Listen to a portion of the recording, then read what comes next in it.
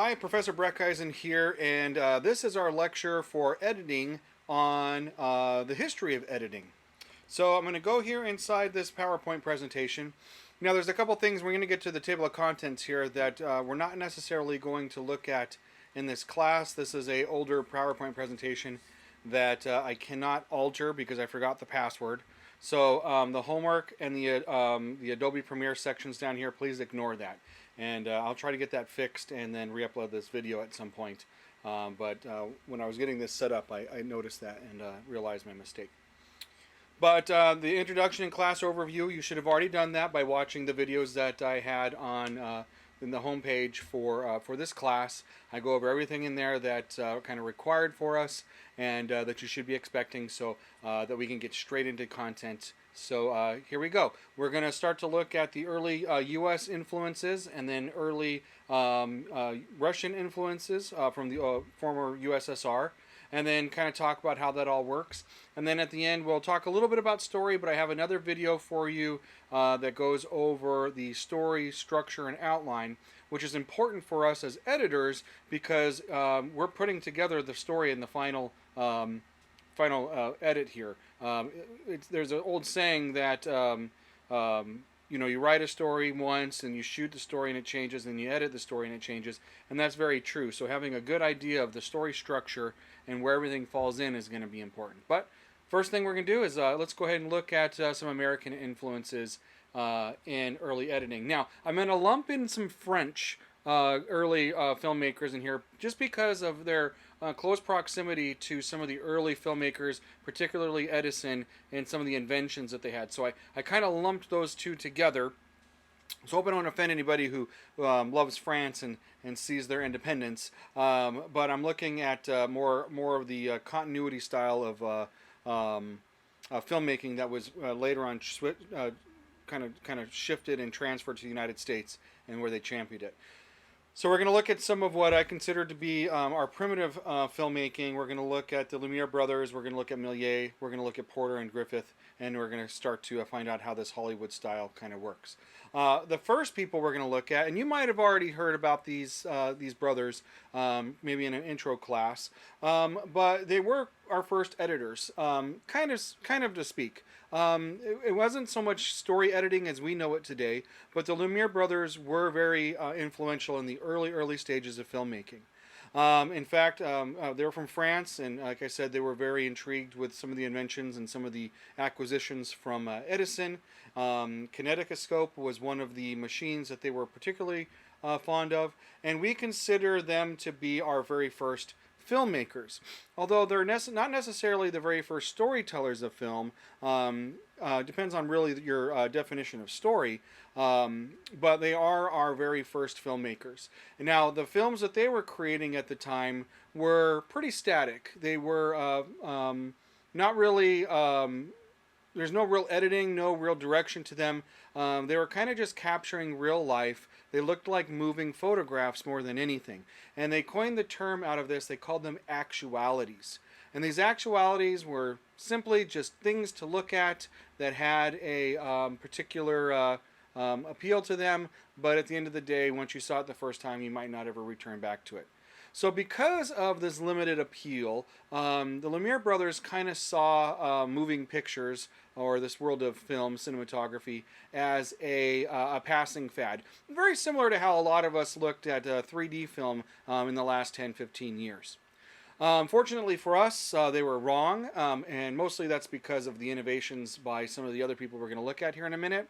If film left what they from what they were doing, and that's all we ever saw, then they might have been right. But we have a lot of really neat inventions that came after this. So out of those films that they created, most of them were shot in 16 frames per second, and that's what gives them that old-timey kind of jittery feel to the film. We hadn't quite caught up to how the shutter speed and how the shutter angle and how the film actually worked together to give the illusion of motion. That's something that was still yet to be discovered. But that's their contribution. Another French person by the name of Georges Méliès came onto the scene, and he's what I would personally consider as our first actual filmmakers, the first filmmaker, first storyteller. Now his roots are really fun. He didn't start in cinema. In fact, he was a theater major and studied theater in London. Went on to creating some of the best magic shows around. And if you've ever seen The Prestige or The Illusionist, those two movies taken time, the same time as Méliès, and kind of showcase a little bit of the, I would say, competition that would exist amongst the different magicians. Now competitiveness had to exist because it was a survival thing for them at the time. Unlike ballet or opera or the symphony, where a lot of the more ritzy upper class folk would go, you can see those types of performances over and over and over again. And if they're exactly the same, you're going to be satisfied. Listening to your favorite symphony for the 15th time and it's exactly the way you love it is very rewarding. If you go to a magician show, though, and to a magic show, you start going to that twice or three times. If it's the same tricks over and over again, the illusion starts to go away, and what was once very awe-inspiring and very it seemed like it couldn't really happen. All of a sudden becomes, you start to see the trick. You start to see, oh, that's where the sleight of hand was. Oh, that's where the rope is. That's where this is. That where that is. So these magicians were required to continually reinvent their tricks, their acts, to improve their game. Now, I'm saying all this because Méliès was part of that environment. He was part of that culture that was constantly trying to increase and keep a constant or a returning viewership to his product. And the year that Méliès found the Lumiere brothers and started to watch their moving pictures was a day that kind of changed his life. And as the Lumiere brothers were looking at film as a passing fad, Méliès looked at film and said, you know what, this is my future. And he was able to incorporate filming techniques and capturing ideas and then displaying them back on the stage. How neat it would be to be in an audience at the time that's never seen or understood what a ghost is, all of a sudden to see a billow of smoke rise, and then as somebody turns on the projector, boom, projecting a ghost onto that smoke. To that audience, that would look like something that was real, but we know it's just trickery. One of the neat things about all this is that as a visual effects artist, we realized that Méliès, being our very first visual effects filmmaker as well, started to use visual effects before we even started to watch film as a storytelling medium. People don't realize that, and we think that visual effects are a brand new thing, but in fact they're what started and kept our medium and our storytelling going. So another quick story about Méliès is that as he was out kind of practicing, well, I'm not really sure how the story goes, so I embellish it a little bit. I'm assuming he's out kind of just filming some assets or practicing, seeing what this camera can do. This is the cameras that used to do this, right? He's out there and he's filming. Well, eventually, as he's filming, the reel that he was using to capture the image runs out. And that camera is not like cameras today where you can just plop out an SD card and plop a new one in and start recording real quick and you didn't really miss a whole lot. Back in that day, you had to put a big bag over the camera, put your hands inside the bag, make sure it's all sealed up so that light doesn't come in.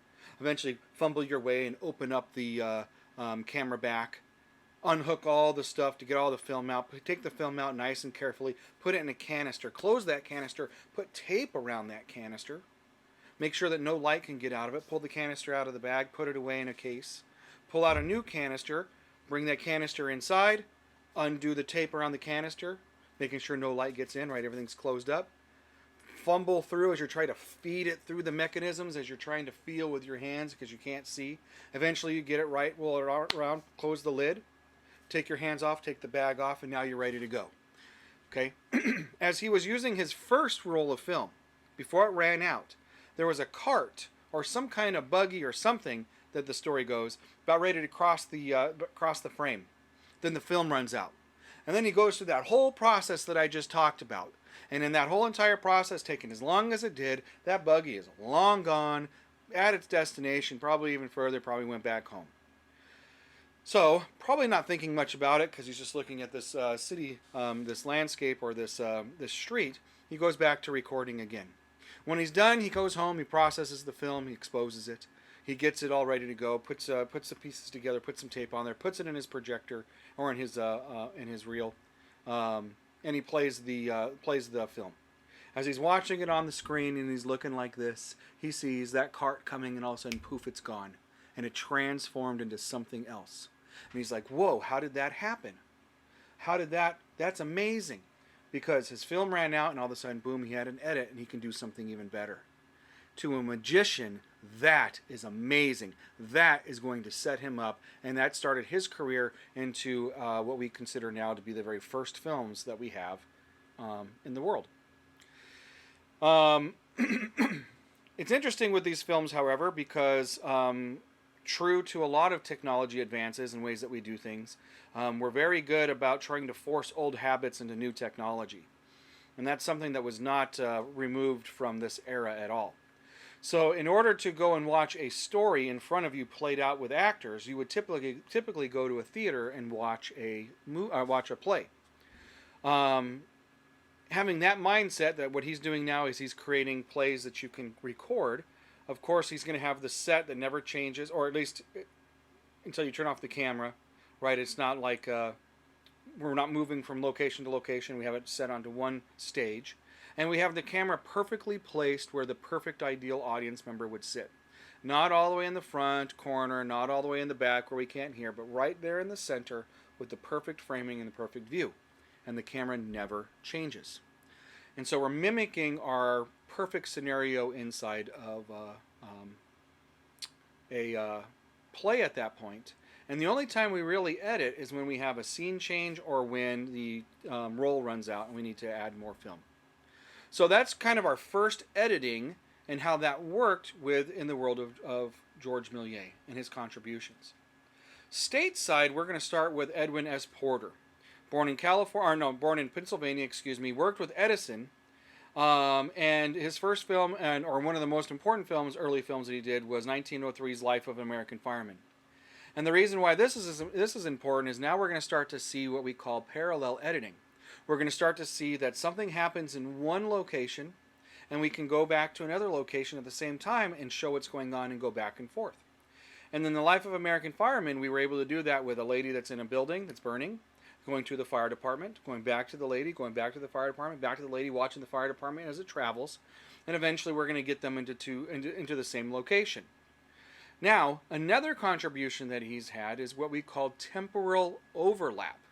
Now, we got to remember that when editing was starting, we didn't really know what was going on. We didn't know how things worked.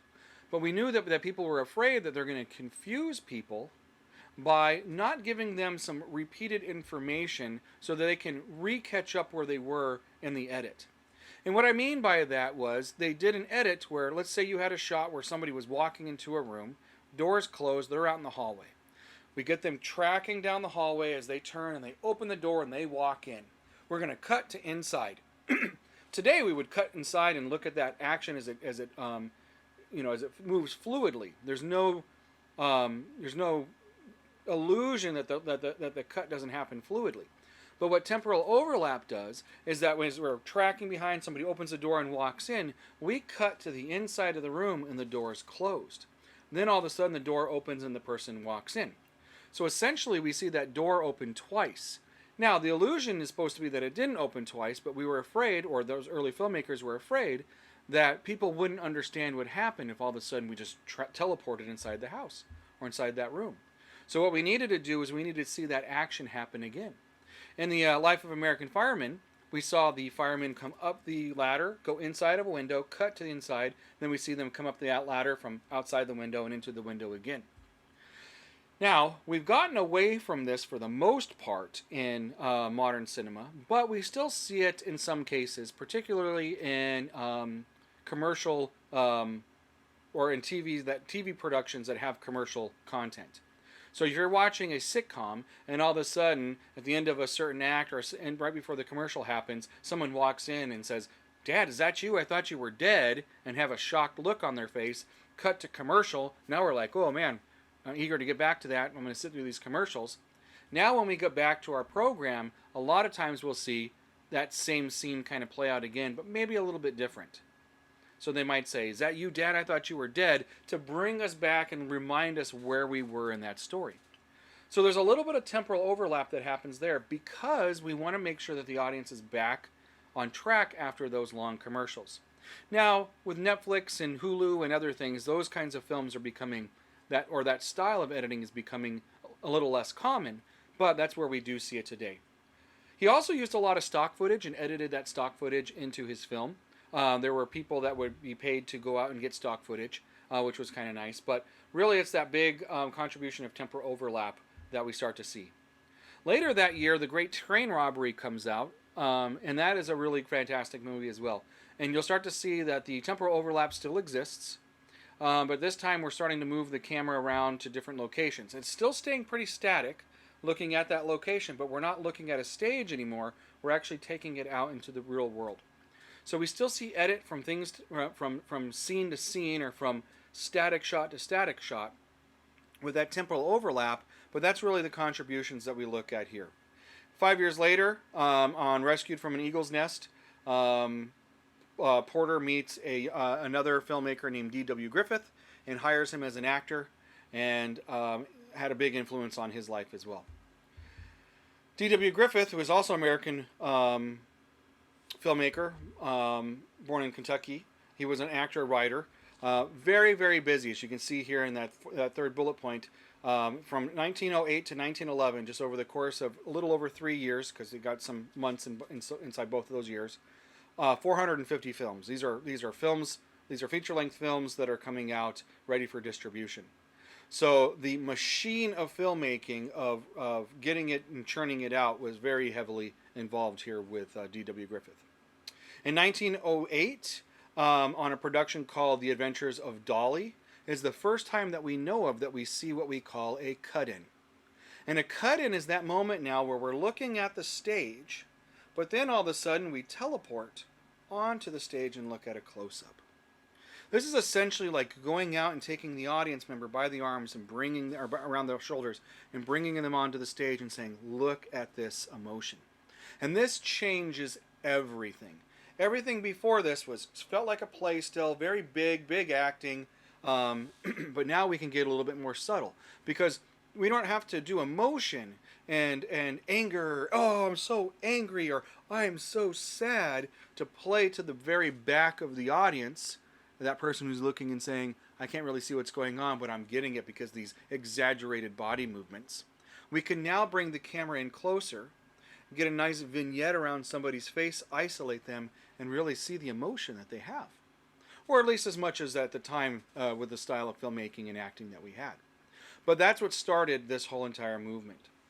So we're starting now to see that we're actually using cuts to motivate emotion and starting to influence and to manipulate the audience, which is very, very important that this is happening. So this is where our modern continuity of editing starts to be developed. And then a few years later, in 1914, The Birth of a Nation comes out. You've probably heard of this film in your intro classes or maybe outside of school. But if you haven't, it's a story that was... by today's standards, there's a lot of people trying to get this removed from history, taken out because it has very strong racist undertones. D.W. Griffith was a staunch supporter of the KKK and felt that the way things were going in the United States needed to have that voice in his film. Now, where we have some contrary information is that for the most part, the country absolutely rejected this film. It rejected it so much to the point that it wouldn't play it anywhere. And at the time, President Wilson, who was the president at the time, obviously because he's the president, decided that this was going to be the first film that they were going to screen inside the White House.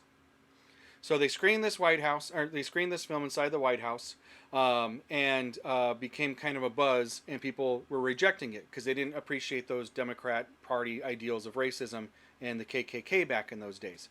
We just got out of a civil war, and the Republican kind of inspiration that was going through was contrary to this ideal. So as it was being rejected, D.W. Griffith had to go to the Supreme Court and fight on grounds of his First Amendment that places were required to play this film. And that caused quite an uproar. Now, today you might hear that story as in it was embraced and it played everywhere. It played everywhere because the legal system made it play everywhere. But it was overwhelmingly objected to, and people didn't like it. And it's important that we know that history, because as we get into the next group of filmmakers, that's going to make a difference. So the Hollywood continuity style came out of this whole entire development. And by the time we get to Birth of a Nation, we start to see things like establishing shots, reverse cuts, matching eye lines, cut on action, the 180 rule, intercutting. These are all things that you've probably heard in your other film classes or that you'll get exposed to later. But it's because we were able to move the camera now and be able to have these editing choices that kind of fueled the necessity for these techniques. So that brings us now to the Russians. And the Russians had quite a different take on filmmaking and quite a different take on editing. What we're going to look at is we're going to look at what the montage is. We're going to look at the Moscow Film School, which is the very first film school ever created. And then the two major figures we're going to look at are Lev Kuleshov and Sergei Eisenstein. And at the end here, we're going to talk about this thesis, this antithesis or antithesis, and then synthesis that's going to happen because of these two ideals. So the Moscow Film School was established in 1919, so it's pretty old. It's a little over 100 years now. And it was the very first film school in the world. It was the first school where people would go to learn theories about filmmaking and apply them. It was seen as a propaganda arm of the state. Propaganda was huge. It was a communist country. They were looking to control as many minds as they could. And we were finding out very early the manipulative powers and the psychological powers of film and how they could be used. Again, we're going to look at Kuleshov and Eisenstein as our major figures. So Lev Kuleshov was born in the late 1800s, born in Russia, and he was one of the teachers at the film school. Now Kuleshov, and you might have heard of him before in things called the Kuleshov experiment, but Kuleshov was considered kind of the outcast amongst a lot of his peers. He was really looking to push the envelope and find what really kind of motivates and impacts people the most. So this led to a group of experiments. There's some stories that he was even not really ostracized, but kind of moved off of campus or moved across the other side of campus away from everybody else because these experiments were kind of getting in the way of a lot of what they were doing. Now, I don't know the exact truth on all that because, again, there's some conflict on what that really meant. Some say that it was just an administrative move, and others say it was a personality thing. But he was very, very interested in the work of D.W. Griffith, especially in the Birth of a Nation. After A Birth of the Nation, D.W. Griffith was really upset about the treatment of that film, that he created a 8-hour-long film called Intolerance, aimed at kind of pointing out the intolerance of the American people and the judicial system against his artwork. That film cost him equivalents today of hundreds of millions of dollars. Story says that he never really actually finished it. He actually died before he can finish it, and he died very poor because all his money went into that film. It was highly manipulative and, again, overwhelmingly rejected. But for a guy like Kuleshov, it was a gold mine. We're looking at the reactions that people are getting. Why are the Americans reacting so negatively towards these films? Why is it that images that we're seeing are giving them a reason to boycott and to ignore and to push away art? And that, for somebody like Kuleshov, is very cool. So he studied and dissected a lot of D.W. Griffith's films. They looked at it, they put it in different order. They said, well, if we ordered it this way, would this be a little bit more accepted? Would it be a little bit more looked at a little bit more favorably? Would it be looked at as more scary? Would it be looked at as something different? He developed what was called the Kuleshov effect, and I'm pretty sure you've seen this before. It's the story is they took an actor and they took just a blank face, and then they took an audience. He took an audience and he looked at that blank face and asked what that actor was feeling, what his emotions were. And what they did is they cut in some pictures beforehand to see if there was a relationship between the two images that they're looking at. And so when you see a bowl of soup and then this guy's blank face, people go, oh, that guy's hungry. And then when you see a baby in a casket and you look at his blank face, they say, oh, he's really portraying his sad emotions. And then when you see a girl that's dressed provocatively and they look at his face, they can say, oh, yeah, we know what this guy's thinking. Now, to the audience, everything that they were looking at conveyed a different emotional response from that actor. But what the actor did was the same in all instances. It was the same exact film, just cut in there those 3 different times. And so what we learned, or what the Russians learned at that time, is that we can take this juxtaposition of film and we can create new ideas out of that. The other thing he discovered is that you can stretch time and space. Another experiment that he had is someone would look this way and look at the Taj Mahal, and look at this way and look at the Great Pyramids in Egypt, and audiences wouldn't care that that character just teleported thousands of miles to see that. This is where the suspension of disbelief is starting to become explored a little bit in filmmaking. Taking on a lot of these ideas and now moving to Sergei Eisenstein, who's probably, arguably, the most influential filmmaker in the history of Russia. These techniques and these discoveries were starting to be utilized a little bit more by him as well. Born in the former USSR in Latvia, he was a film theorist and a director. Again, involved heavily in the aggressive propaganda cinema that was going on at the time.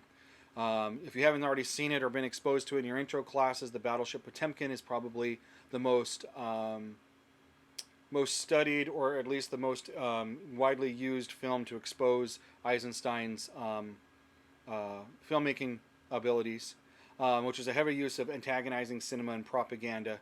The Odessa Steps is where the baby in the stroller starts going down, and using that to build a whole lot of tension. But the big contribution that Eisenstein has, or at least what we attribute to Eisenstein, are the 5 methods of montage. So montage is kind of like what Kuleshov was experimenting with. We take 2 unrelated pieces of film, put them together, and that creates an idea based on those 2 things to our viewer. Now, soup in a man's face, or a dead baby in a man's face, or a sexy woman in a man's face all portray some kind of emotion. But Eisenstein was taking this a little bit further. He would show Cossacks as they travel on horse towards a village that maybe is not complying or is doing the right thing. We go back and forth between the Cossacks and these women putting up clothing. Cossacks and little kids playing in the street. Cossacks getting closer and closer each time. But instead of showing the time when they get together and the Cossacks kill everybody in the streets, we cut to a bull being slaughtered in a slaughterhouse.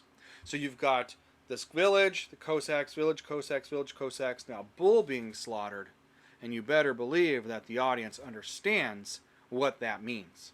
So that's the kind of montage techniques that were being used. Now, Eisenstein really took these techniques and he stretched them very, very, very far. And in 1928, the film October is kind of a thesis on a lot of these montage techniques. But it was not received very well because it was so abstract that the audience couldn't follow along. So we learned really early that through our editing, we still have to tell a story that's coherent for the audience, or they're going to be lost. Here are the 5 methods of montage, if you haven't seen these before. Metric, rhythmic, tonal, overtonal, and intellectual montage. For the most part, we use a lot of metric and rhythmic montage. Rhythmic montage and rhythmic editing can be very powerful in what we use in our continuity style of editing. Now, rhythmic and metric sound very similar because it sounds like something to do with rhythms in music or percussion in music. But the big difference is metric is cutting to a specific beat, so it's going to be steady, like this. So it might be a clock going tick, tock, tick, tock. It might be the steps of soldiers going left, right, but it's going to have a steady click kind of sound like this. Maybe not necessarily a sound, but the images are going to go image, image, image, image, image, image. We're not letting the content of the image dictate the editing style of this montage, but the timing in itself. Rhythmic montage is a little bit different. And rhythmic montage has to do with the actual content itself.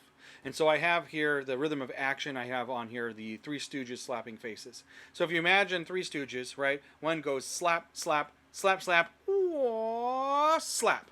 But that action, that sound that we hear as someone slaps is causing the sound and causing the action that we're seeing.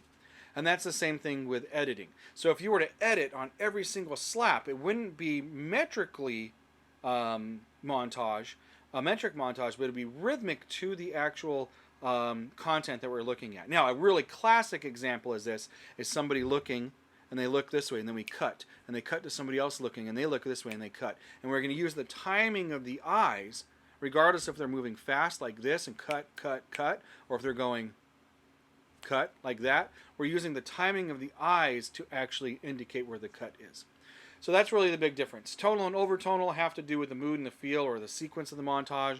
And intellectual, it's kind of more abstract and based off of just ideas themselves. So tonal being mood, flirty eyes at a wedding, that example I have there is as we kind of as my darting eyes back and forth kind of a thing. What we really want to look at is let's say we have a scene where a couple is getting married.